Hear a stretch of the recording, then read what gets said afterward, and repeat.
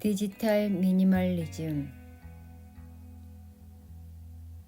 21세기 들어 소셜미디어나 스마트폰 같은 신기술이 우리가 살아가는 방식을 크게 바꿨다는 사실은 폭넓게 받아들여진다. 이런 변화를 그려내는 방식이 있다. 내가 보기에는 사회평론가 로렌스 스코트의 묘사가 상당히 유효하다. 그는 고도로 연결된 현대적 존재 양상을 이렇게 묘사했다. 그 자체로 존재하는 순간이 기이할 만큼 밋밋하게 느껴진다. 이 분석의 요점은 많은 사람이 잊고 있는 사실, 즉 이런 변화가 거대하고 변혁적인 동시에 예상하지 않았고 계획하지 않았던 것이라는 사실을 강조하는 것이다. 2004년에 동창을 찾아보려고 더 페이스북닷컴에 가입한 대학 4년생은 평균적인 현대 사용자들이 매일 2시간 정도를 소셜미디어는 물론 그와 연관된 메시지 서비스에 쓰고 그 절반 정도를 페이스북에 오롯이 쓸 것이라고 예상하지 못했을 것이다. 마찬가지로 2007년에 음악을 들으려고 아이폰을 산 사람은 10년 안에 매일 85번씩 충동적으로 아이폰을 확인하게 될 것이라는 사실을 알았으면 아마 호감을 덜 가졌을 것이다. 이제 우리가 아는 대로 스티브 잡스는 유명한 기조연설을 준비할 때 이런 기능을 전혀 고려하지 않았다. 이런 변화는 은밀하게 우리에게 다가왔으며 빠르게 일어났다. 그래서 우리는 한 발 물러서서 과거 10년 동안 이루어진 급격한 진전에서 우리가 진정으로 원한 것이 무엇인지 따져볼 기회를 갖지 못했다. 우리는 사소한 이유로 신기술을 우리 주변에 추가했다가 어느 날 아침 잠자리에서 일어나 그 신기술이 우리 삶의 핵심을 식민지했다는 사실을 깨닫는다.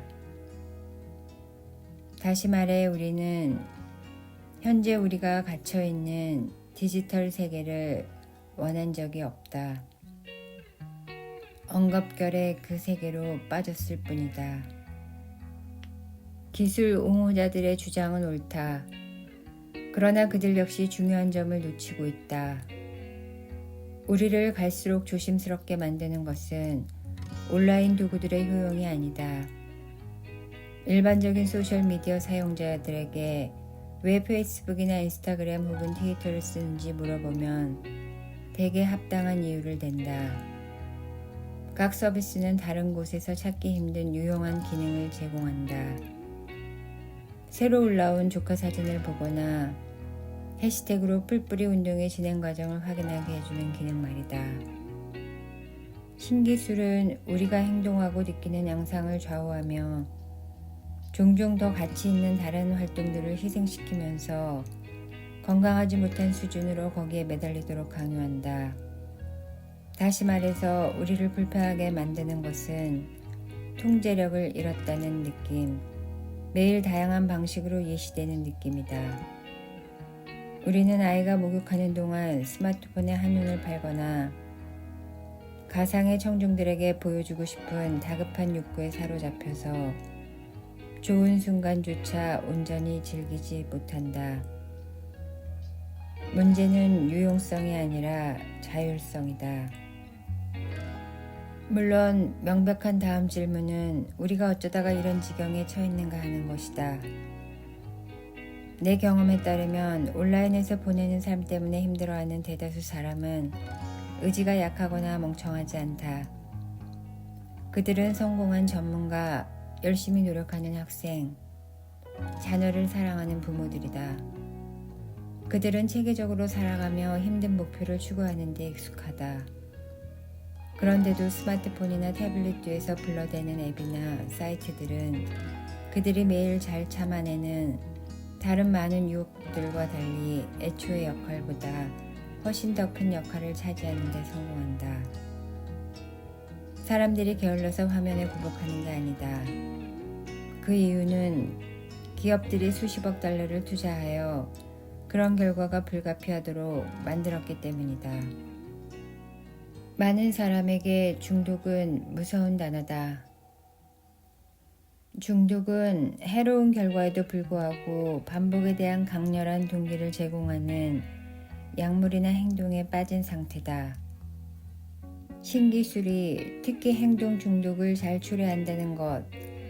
그러나 기술과 연관된 행동 중독은 마약이나 담배가 초래하는 강력한 화학적 의존성과 비교할 때 온건한 경향이 있다. 내가 페이스북을 그만두도록 강요한다고 해서 당신이 심각한 금단 증상에 시달리거나 밤에 몰래 PC방으로 갈 가능성은 낮다. 그래도 이런 중독은 여전히 건강을 해칠 수 있다. 우리의 영혼은 마차를 끄는 두 마리 말을 다스리려 애쓰는 마부와 같다. 두 마리 말 중에서 한 마리는 선한 본성을, 다른 한 마리는 나쁜 충동을 나타낸다. 우리가 디지털의 자율성을 넘길수록 나쁜 말의 힘이 더 세지고 마부가 마차를 운전하는 일이 더욱 어려워진다. 즉, 우리 영혼의 권위가 약해진다. 따라서 우리를 행동 중독으로 내모는 힘을 물리치고 신기술이 우리의 바람직한 희망에 방해가 되는 것을 도움이 되도록 만들 확고한 계획을 제공하는 전략이 필요하다. 디지털 미니멀리즘이 바로 그런 전략이다. 디지털 미니멀리즘은 온라인에서 시간을 보낼 때 자신이 소중히 여기는 것들에 도움이 되며 신중하게 선택한 소수의 최적화된 활동에 초점을 맞추고 다른 모든 활동은 기꺼이 놓치는 기술 활용 철학이다. 2000년대 초에는 이어폰을 귀에 꽂고 다니는 사람을 사방에서 볼 수 있었다. 아이팟은 단지 기기를 많이 판매한 수준에서 더 나아가 집 밖에서 듣는 음악과 관련된 문화를 바꿈으로써 성공을 거두었다. 특히 젊은 세대 사이에서는 종일 아이팟으로 음악을 들으면서 생활하는 일이 흔해졌다.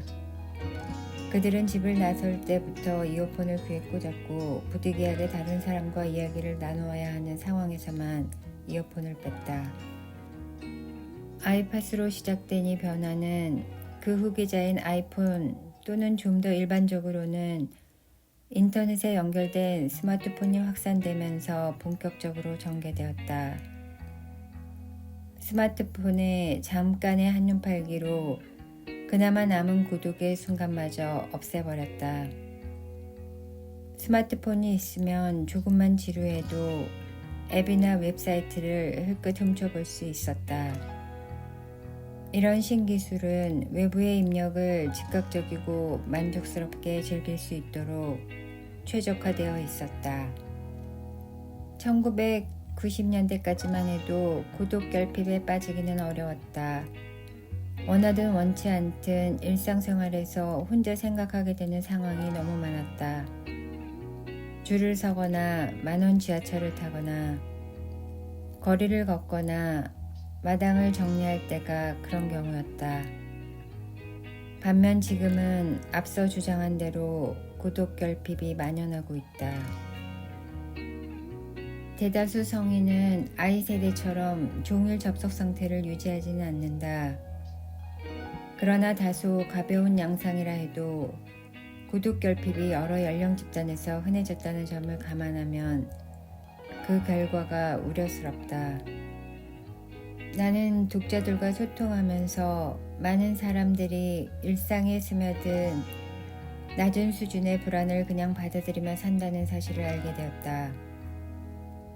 혼자 생각하는 시간의 긍정적인 혜택과 함께 고독 결핍에 시달리는 집단에게 나타나는 악영향을 알고 나면 좀 더 간단한 설명이 가능해진다. 거기에 따르면 우리가 인간으로서 행복을 누리려면 고독이 반드시 필요하다. 한마디로 인간은 계속 연결된 상태로 살도록 만들어지지 않았다. 시인이자 수필가인 메이 사트는 1972년 일기에서 고독과 유대의 특이한 관계를 이렇게 했었다. 나는 몇 주 만에 처음으로 혼자가 되어 마침내 다시 진정한 삶을 누리고 있다. 이상한 점은 그것이다. 지금 일어나고 있거나 이미 일어난 일을 혼자서 탐구하고 발견할 시간이 없으면 친구나 연인과 함께 있어도 진정한 삶이 아니라는 것 말이다. 애정과 분노를 주는 다른 사람들의 간섭이 없으면 삶이 삭막할 것이다. 그래도 나는 혼자 있을 때 비로소 삶을 온전히 누린다. 웬델 베리는 이런 말로 요점을 더 명확하게 드러냈다. 우리는 고독 속으로 들어설 때 외로움도 떨쳐낸다. 이 사례들이 가리키는 명확한 결론은 기본적인 사회성에 정기적인 고독을 곁들이는 일이 인간으로서 행복을 누리는데 반드시 필요하다는 것이다. 이 사실을 인식하는 것이 지금 그 어느 때보다 시급하다. 디지털 미니멀리즘